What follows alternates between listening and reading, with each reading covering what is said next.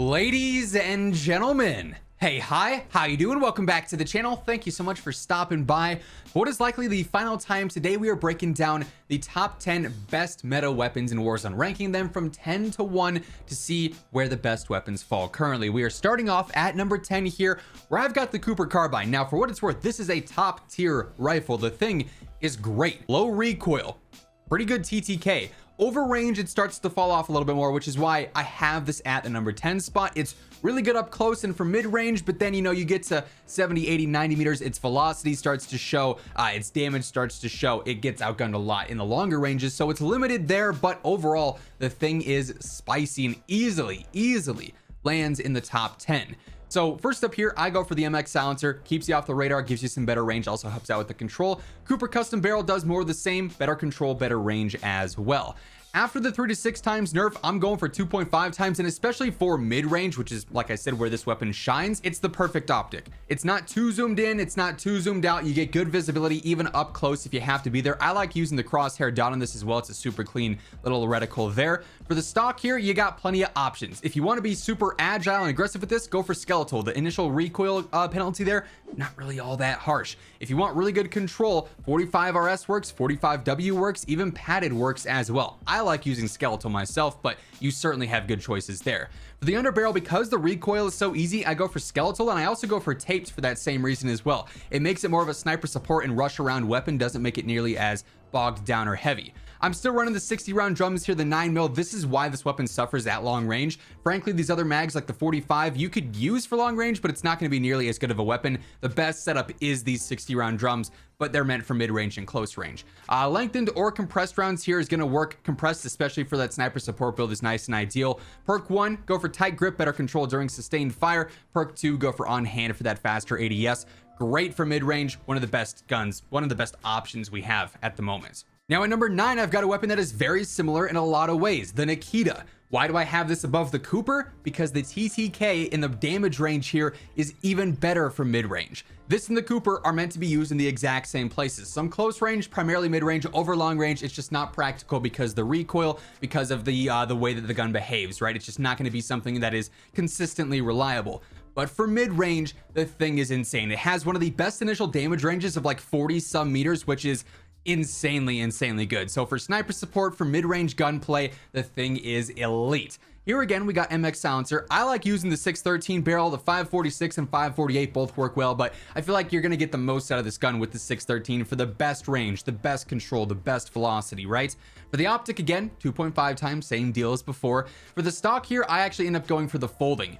Yes, this gun has some recoil. We'll focus on that with some other attachments, but to keep it from being too slow, this is a nice option here. Better movement, better sprint to fire, better ADS, keeps it nice and aggressive. For the underbarrel here, this is where you want to focus on some recoil. I like the Carver here. There is a bit of horizontal and vertical movement, but we can touch on the horizontal with our rear grip. In the meantime, I'm also using the Sakura 60. This helps out with that recoil as well, so it's going to be a lot easier to shoot. Lengthen in this case for the better velocity. Hatched is what we want to use for our rear grip here, which does counter some of that horizontal movement. So this thing, while it does have some noticeable control, not nearly as bad as when we first started. Perk 1, you definitely have some choices here. I personally like using Perfectionist for that better control, but if you want a better movement, Fleet is a good choice. Disable gives you some better velocity. You could go with any of those. Perk 2, again, on hand for that better ADS. Super underrated weapon here that absolutely melts. And I'm curious if any of you guys saw this coming at number 8. Comment down below. No cheating, but if you thought the AS44 was next, let me know because it is at the number 8 spot here. The best TTK in the game, frankly. This thing is elite. You could build this for max TTK and it has absurdly ridiculous recoil, but it's unmatched up close. You can build the more practical loadout, which is what we'll go for here, which is again perfect for mid-range gameplay and gunfights, where it is almost unbeatable. The Nikita is right there, the Cooper is right there, but this thing's power is next level. So we got the MX silencer again, we got the 615 barrel for the better control and the better range. You guessed it, once more, we got that 2.5 times optic. For the stock here, the 12B custom is pretty good, better initial control, better stability as well. You could also go for the custom though if you wanted to as well. Each of these work just fine. Keep in mind though, this is just initial control, so you have to, you know, be weary of that if you're going for perks or anything else that might help with sustained control. For our underbarrel here, we want Carver. This thing has a lot of vertical movement. We want the 50 round Gorenko mags, better control, better fire rate on there. Lengthened on here yet again for that better velocity. Rear grip, we actually want hatched here just to maintain some good control all around.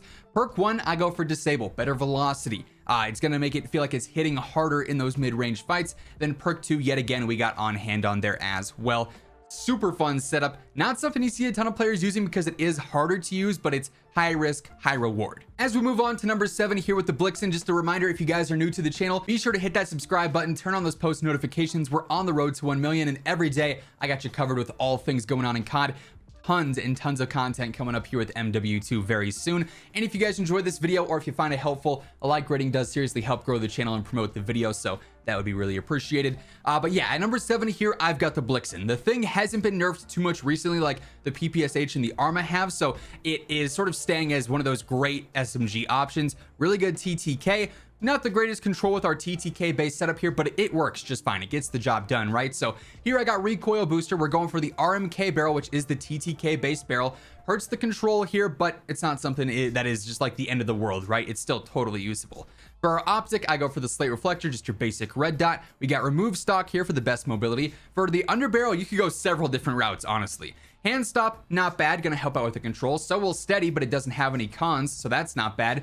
Pistol grip for the better sprint to fire is not bad, and skeletal I personally like a lot for that better ADS, so all of those work just fine. I got the Gorenko 54 here, per usual, subsonic to stay off the map. We're going for taped for our rear grip here for the better movement, better swap speed. You know the drill by now. Fleet or Perfectionist work well for perk 1 here. Perfectionist, if you don't like the control but you want that fast ADS, great choice. I'm personally okay with handling it, so Fleet works for me. Then we also got Quick for perk 2. The standard on all the SMGs. This thing flies, this thing fries. Now you heard me talk the PPSH. Yes, it's seen some nerfs recently. No, they were not super significant. It's just not as broken and as the clear number 1 choice as it was before.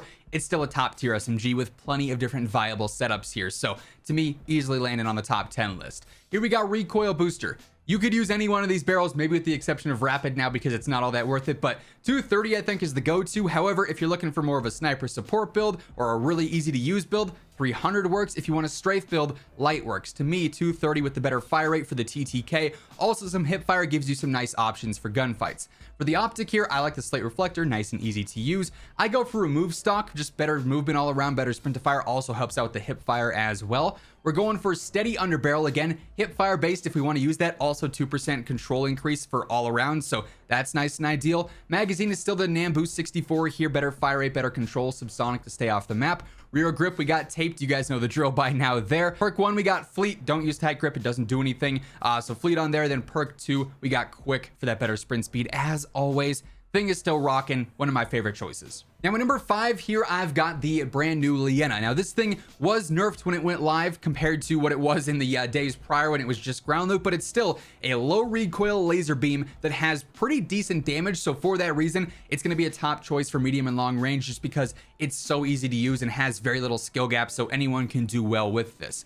There are some alternatives to the setups here that you can use depending on your skill level for sure. Initially here, I'd go for the MX silencer, extend that range, give you the better control. For the barrel, I'd also go for shrouded for that better control as well. So this thing's going to be no recoil. For our optic here, we know the drill by now. It's the 2.5 times as soon as I can find it all the way down at the bottom. We got that on there. For the stocks, the GMK2 for the better ADS speed is certainly an option. This thing is so easy to use, you don't always necessarily need to go for control. That said, adjustable for the better control during sustained fire is a nice and consistent choice as well. Either of those are going to work just fine. For super long range, you probably want to go for adjustable. For the underbarrel here, because the recoil is so easy, skeletal is certainly a good choice here for that faster ADS. Just makes it a little bit more aggressive. If you need control, hand stop or carver are going to work just fine. You could use either of those. For the magazine here, either the Clouser 50 or Clouser 75, in my opinion, they are damage reducing or range reducing, so it's going to feel like it hits less hard, but it's got lower recoil and it's a laser beam, so you're going to land shots more consistently in turn, giving you a better realistic TTK. So 75, if you're okay with being a little bit slower. 50 though is totally sufficient. I don't think compressed rounds is a bad choice here either for the ammo, because it's going to help out with that fire rate. You could also do lengthen to have a better velocity over long range. It just depends if you want to focus more on super long range or some mid range and some long range. If that's the case, go for compressed. If you're only long range, go for lengthened. Rear grip here, you could go for hatched for the better control, always an option. You could also go for taped if you wanted to. Just comes down to preference there and comfortability with the weapon.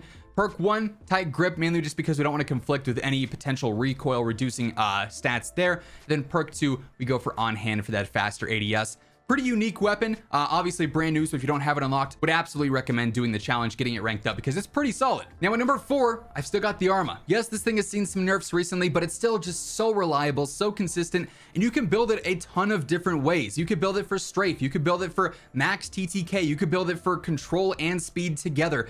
The versatility and the setups make it the best SMG in my opinion. So that's why I've got it here at the number 4 spot. We're starting here first with the recoil booster, as always. I'm using the 570 barrel here. Better control makes it like basically no recoil, but we can also have it very, very speedy and very aggressive with other attachments on here. I got the slate reflector. We're gonna go for the skeletal stock here for the better ADS, initial control, and some strafe on there as well. For my underbarrel, I go for skeletal. Faster ADS, a little bit better movement, still keeps that aggression despite having a longer barrel on there. 64 round mag for the best TTK option there. We got some sonic to stay off the map as always. You could also go for lengthen if you don't care about showing up on the map. We got taped for our rear grip with the better movement speed and whatnot. I go for sleight of hand here personally, just for that faster reload. That's nice and ideal. All the perks here are not super useful in my opinion. And then perk 2, we go for quick for that better sprint speed yet again. So nice and fast, super easy to use. Great TTK. Now at number 3, I've still got the UGM. It's seen some nerfs for long range, for the magazines and whatnot, but this thing is still very low recoil, still has great range and a great TTK over that range. It's just not as broken as it once was.